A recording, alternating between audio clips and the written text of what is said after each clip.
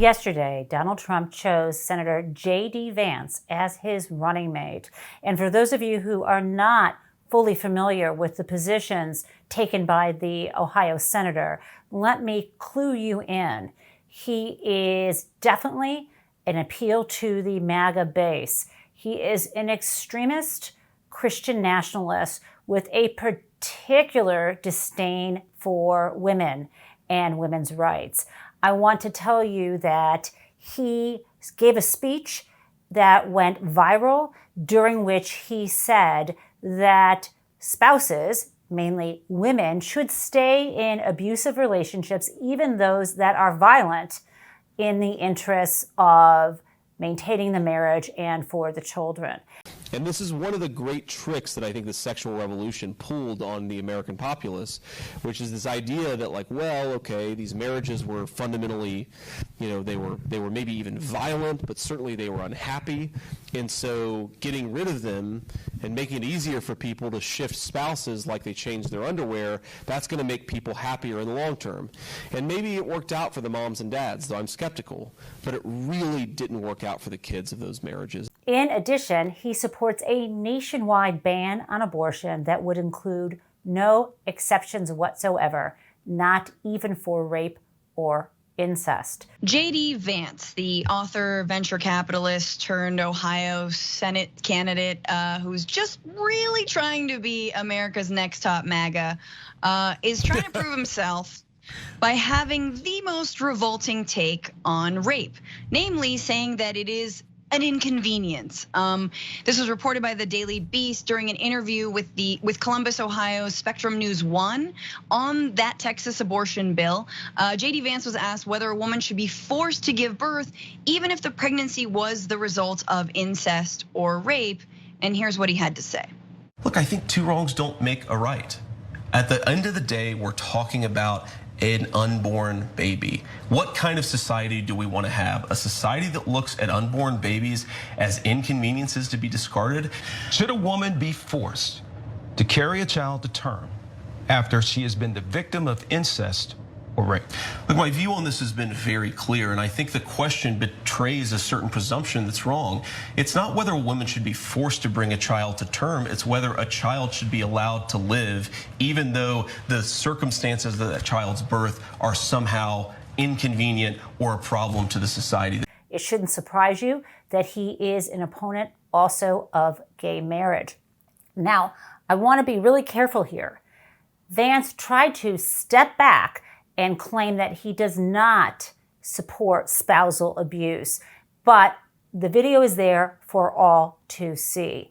Furthermore, as we've talked about on this show earlier, he has praised Project 2025 quite recently. And I want to thank especially Kevin Roberts and all of the Heritage Foundation for 50 years of incredible work on conservative policy. And that will absolutely further cement the Donald Trump presidency campaign with that abhorrent project, which would do things like reduce, if not end, Social Security, abolish the Department of Education, destroy Head Start, and overtime pay for civil servants, and on and on and on.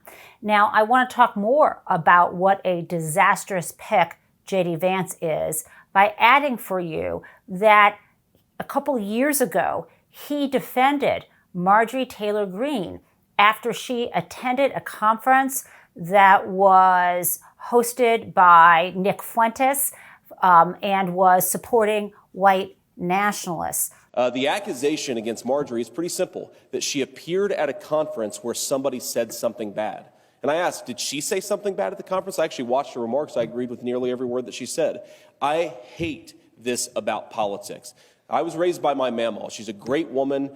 She's from southeastern Kentucky. She called us hillbillies growing up. And she told us that the thing that mattered more than anything, was loyalty. There's no business in the world that asks you to stab your friends in the back like politics. I absolutely refuse to do it to Marjorie Taylor Greene. She is my friend, and she did nothing wrong. She said nothing wrong, and I'm absolutely not going to throw her under the bus or anybody else who's a friend of mine. Furthermore, he referred to Donald Trump at one point as America's Hitler. And you might think, okay, well, he wouldn't be on the ticket if that is the view he had of Donald Trump. But looking back on that comment, perhaps he thought that was a feature and not a bug. And as an American Jew, I am especially concerned about J.D. Vance's view of all of us. He has said that any American Jew who votes for Democrats is disloyal to Israel and disloyal, apparently, to our own religious and cultural group. He has no right to say that. Furthermore, in another comment that he has made, not just one time, that is also anti-Semitic, is that he supports what's known as the replacement theory. That is the theory under which Jewish Americans, are accused of supporting the influx of immigrants from non-white countries in order to replace the white American race or whatever that is. It's so unbelievably racist. It's so unbelievably anti-Semitic, and he is a proponent of that theory. After the attempted assassination of Donald Trump on Friday night, J.D. Vance was one of those people who came out hot with a very bad and dangerous take, blaming Biden for that shooting. And my second story is the shocking news that Judge Eileen Cannon out of the Southern District of Florida dismissed the case against Donald Trump involving his taking and keeping the classified documents containing highly important national security information. In her 93-page decision, Judge Cannon barely even mentioned these documents, barely even discussed the importance of this case. Instead, she focused on a legal theory that almost no one would support except perhaps Clarence Thomas, who mentioned it in his concurrence to the immunity decision that we have talked about previously. That is the case where the Supreme Court decided 6-3 that presidents could have complete immunity for actions that they took that would otherwise violate criminal statutes if they were acting within their official duties. And in his concurrence, Clarence Thomas decided to open up the question as to whether he thought that Jack Smith had been properly appointed within the Constitution's appointments clause. So this is important because although there is very little support, just one justice on the Supreme Court who could possibly decide to affirm this ridiculous decision should it come up to them, it gives Cannon at least a thread of legitimacy in her decision to dismiss the case entirely. Now, of course, the special counsel will appeal the decision to the 11th Circuit, who I expect will overturn her. And here's why. There was nothing wrong with the way that the AG, Merrick Garland, appointed special counsel Jack Smith. This is not a kind of position that needs to go through the Senate confirmation process. Again, that has never been upheld previously, even when this kind of thing has been challenged in the past. And so we expect that the 11th Circuit will overturn the decision, and I do expect in time that the Supreme Court of the United States will also agree that there was nothing wrong with the appointment of Jack Smith. But that's not what this game is about, of course. This is about giving a delay to Donald Trump and a short-term win.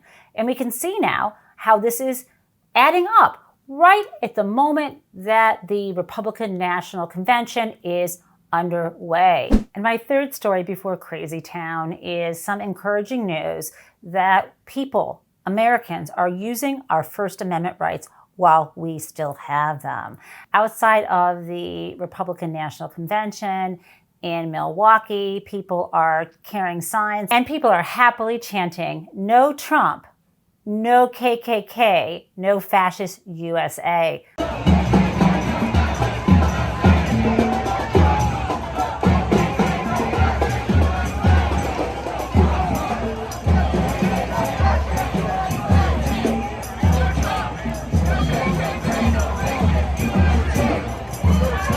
I love to hear it. We have to resist. This man cannot get back into the Oval Office now more than ever, especially with this person who I believe is a monster as his running mate. Welcome to Crazy Town.